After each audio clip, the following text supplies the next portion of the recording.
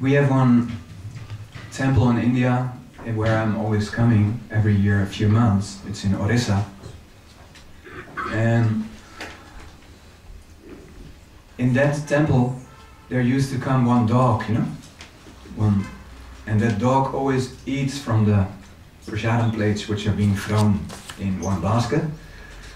But the dogs are being chased out. One of my friends chase out the dogs and sometimes beat that dog because the dogs, they pollute the area, and it's temple area. And in India, the dog is of course not like a pet here, pet animal like here in Holland. You know, you take your dog in your arms, and even sometimes people are kissing their dog, you know, like that. In India, we don't do that. So then that dog, his name was best customer, because he had received most beating, you know, like that, because always coming for the prasadam, you know. So we gave a nickname, best customer, best klant. But at a certain point, that dog, we were surprised, you know, next year we're coming, still that dog is there, still alive, because the dog looks very much, you know, like fully rotten and like so much intense life, you know, like the dogs have such an intense life, they're being attacked by all other dogs and all, you know, like all kinds of germs and things like that. But then the next year, the dog had a big wound on its back, very big wound, you know, like that, and then it kept coming to our temple, and we felt like a little bit compassionate to the dog, you know, but still we cannot allow it coming, but still we also know that in the meantime that dog had eaten so much prasadam, you know, so that was good, of course.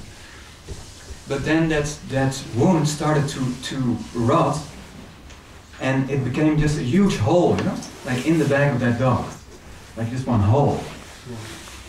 And we were amazed that that dog could still live, you know. It was amazing, and it kept on living, and we were amazed for many, even months, you know, like.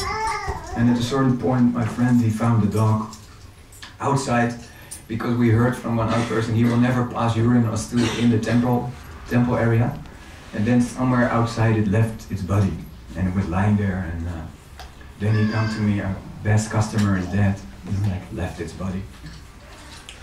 But from that you can see, this is only a very small example that this is the proof that this world is not perfect. If you have one living entity suffering so much, that you can see, that is the proof that this world is not perfect.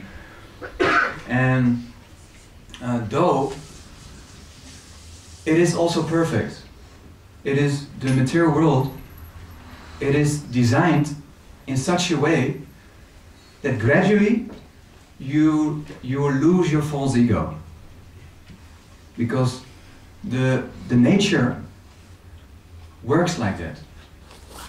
The way nature is designed by under super power of Krishna, super soul ultimately of Krishna, by Durga Devi, it is designed in such a way that gradually you will you lose your false ego. All kinds of things will happen that gradually you come to Krishna. And ultimately all the living entities will come to Krishna. But it may take very long time. One will do maybe one lifetime, and another maybe take trillions and trillions of life of Brahma. But still ultimately they all come. And one devotee, he was a very disciple of Srila Prabhupada, and he was a very devoted book distributor. And he said one time, very nicely statement, he said, actually each and every living entity is very nicely established within the material nature. It's very wise, you know, because actually it's true. Because if you have spiritual vision, then you see that actually everything what's happening is actually perfect. It just happens as it should happen, and it cannot happen differently. And it is perfectly designed that gradually we lose our false ego. I was just coming back from India. We were in the airport, you know, there you can nicely see that then the people are walking in the airport, and we had missed our flight, so we had some time, so I could just sit there and watch a little bit. And then you see the people walking, you know, like very proud, like walking like that, you know, like, or very short skirt, or like, it's very much like strong conception of I am this person and I should be served.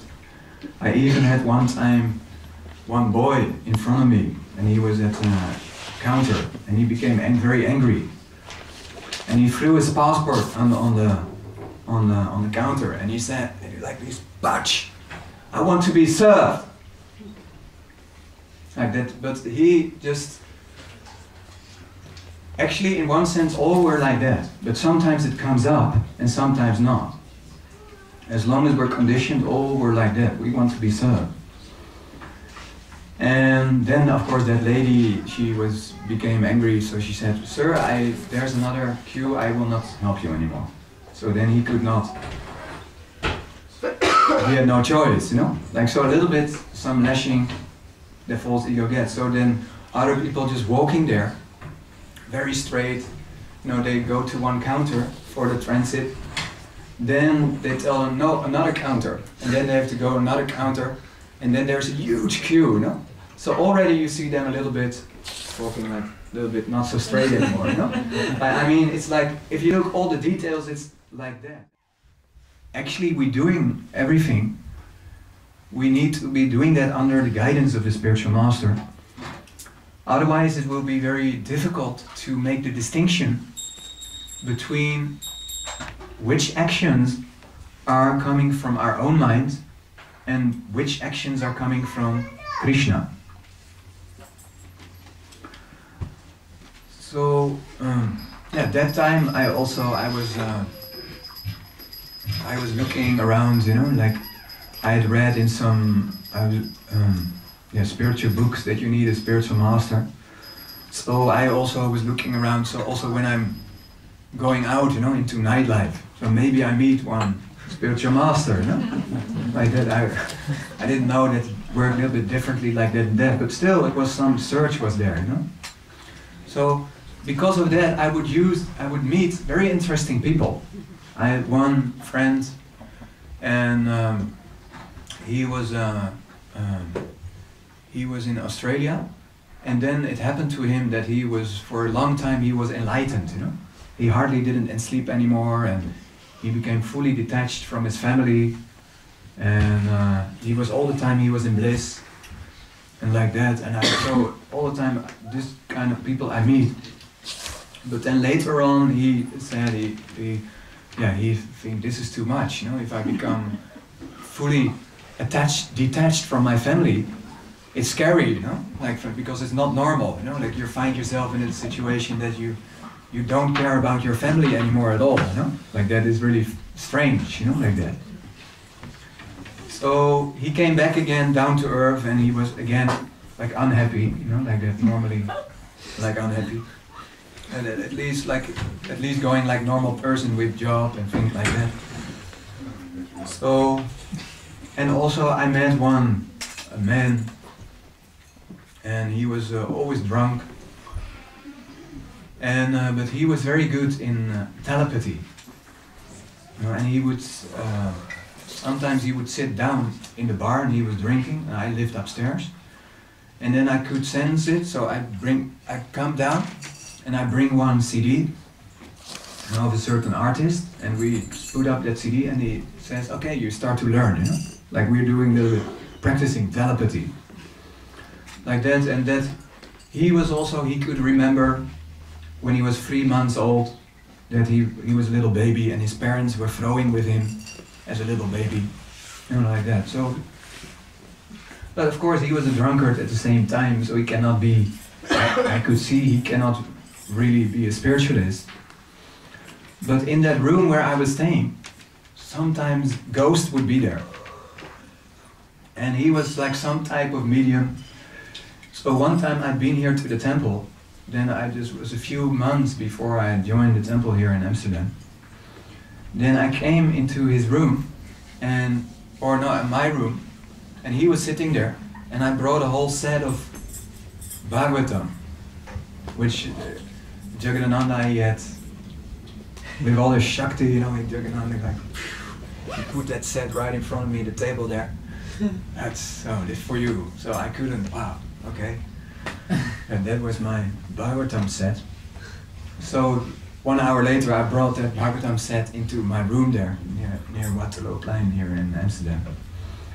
So the moment I walked with that Srimad Bhagavatam set into the room, that man, he said, "Hey, what you doing?" There was a ghost in this room, and immediately he went out to my room.